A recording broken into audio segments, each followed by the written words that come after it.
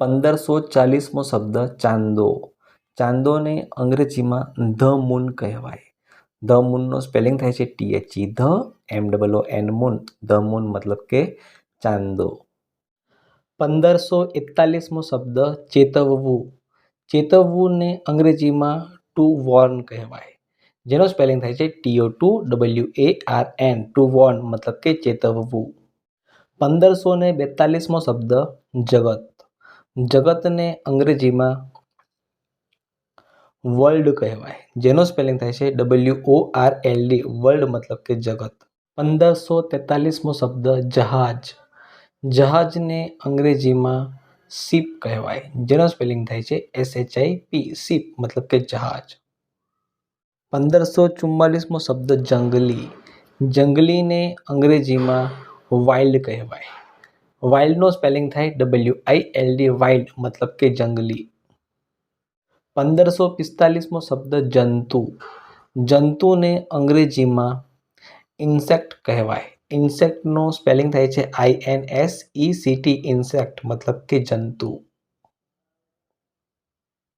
1546મો શબ્દ યાત્રા. યાત્રાને અંગ્રેજીમાં ટૂર કહેવાય. ટૂરનો સ્પેલિંગ થાય છે TOUR, ટૂર મતલબ કે યાત્રા. 1547મો શબ્દ ઝરમર. ઝરમરને અંગ્રેજીમાં લાઇટ રેઇન કહેવાય. લાઇટ રેઇનનો સ્પેલિંગ થાય છે LIGHT, લાઇટ, RAIN, રેઇન મતલબ કે ઝરમર. 1548મો શબ્દ ઝાકળ.